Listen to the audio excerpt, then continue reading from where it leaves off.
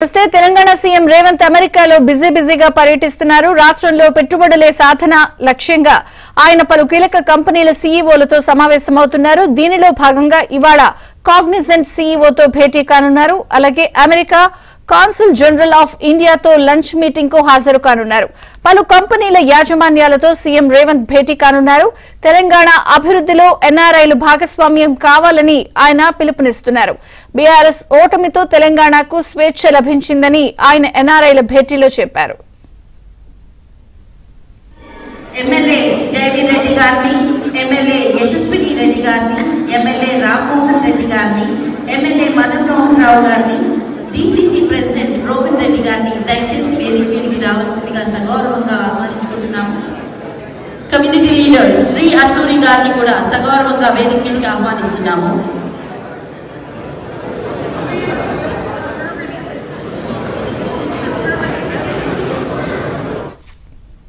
Telangana CM Revanth అమెరికాలో బిజీగా పర్యటిస్తున్నారు. రాష్ట్రంలో పెట్టుబడుల సాధనే లక్ష్యంగా ఆయన పలు కీలక కంపెనీల సీఈఓలతో సమావేశమవుతున్నారు. దీనిలో భాగంగా ఇవాళ కాగ్నిజెంట్ సీఈఓతో భేటీ అవుతారు. అలాగే అమెరికాలో కాన్సుల్ జనరల్ ఆఫ్ ఇండియాతో లంచ్ మీటింగ్ కు హాజరు కానున్నారు. పలు కంపెనీల యాజమాన్యాలతో సీఎం రేవంత్ భేటీ కానున్నారు. తెలంగాణ అభివృద్ధిలో ఎన్ఆర్ఐలు భాగస్వామ్యం కావాలని ఆయన పిలుపునిస్తున్నారు. బీఆర్ఎస్ ఓటమితో తెలంగాణకు స్వేచ్ఛ లభించిందని ఆయన ఎన్ఆర్ఐల భేటీలో చెప్పారు.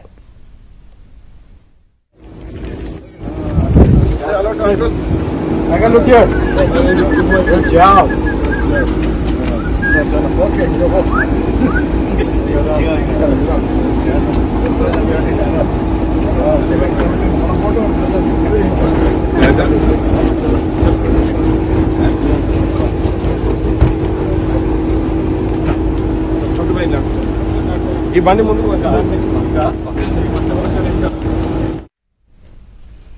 అమెరికా పర్యటనలో తెలంగాణ సీఎం రేవంత్ రెడ్డి బిజీగా ఉన్నారు. ఇక ఆయన అమెరికా పర్యటన పెట్టుబడుల సాధనే లక్ష్యంగా జరుగుతున్నటువంటి ఈ భేటీలో ఇంకా ఎవరెవరితో భేటీ అవుతున్నారు, టూర్ కి సంబంధించిన అప్డేట్స్ మా ప్రతినిధి సిద్ధార్థ్ లైవ్ లో అందిస్తారు. Siddharth, over to you.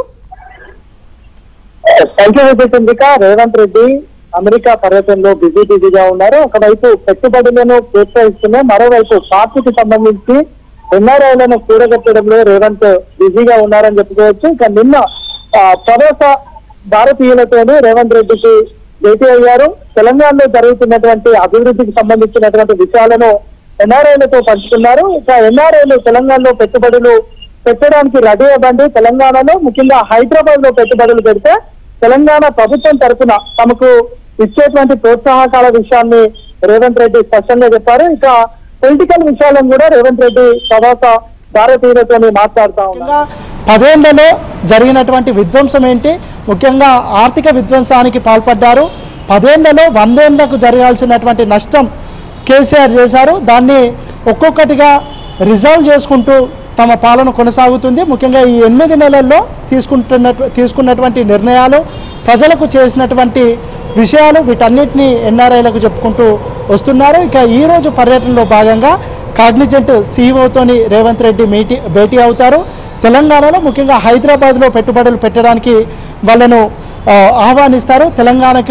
తెలంగాణలో పర్యటించి తెలంగాణలో ఎలాంటి కండిషన్స్ ఉన్నాయి అనే అంశానికి సంబంధించి మీరు ఫీల్డ్ స్టడీ చేసిన తర్వాతనే పెట్టుబడులు పెట్టండి అని కూడా వాళ్ళకు రేవంత్ రెడ్డి చెప్తా ఉన్నారు. ఇక దాంతోపాటు అమెరికాలో ఉన్నటువంటి కాన్సుల్ జనరల్ ఆఫ్ ఇండియాతో ఈరోజు రేవంత్ రెడ్డి లంచ్ మీటింగ్లో పాల్గొంటారు.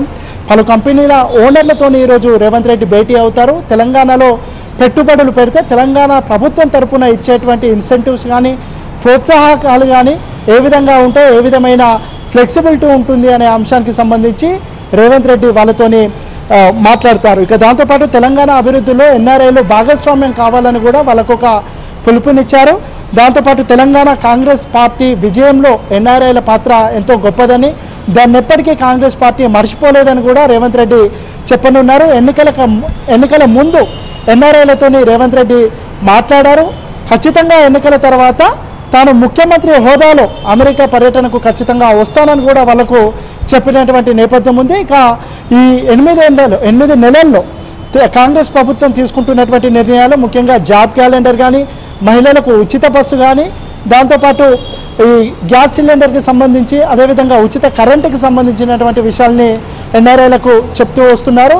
ఎన్ఆర్ఐలు హైదరాబాద్కు రమ్మని, హైదరాబాద్లో పెట్టుబడులు పెట్టండి అని, దాంతోపాటు ఎన్ఆర్ఐలకు ఉన్నటువంటి విదేశాలకు సంబంధించినటువంటి ఫ్రెండ్స్తో కూడా హైదరాబాద్లో పెట్టుబడులు పెట్టే విధంగా ప్రోత్సహించాలని ఎన్ఆర్ఐలకు పిలుపునిస్తున్నటువంటి సిచ్యువేషన్ ఉంది. దాంతోపాటు బీఆర్ఎస్ ఓటమితో తెలంగాణలో స్వేచ్ఛ దొరికినట్టు అవుతుంది అని కూడా పొలిటికల్ కామెంట్స్ కూడా రేవంత్ రెడ్డి చేస్తూ ఉన్నారు.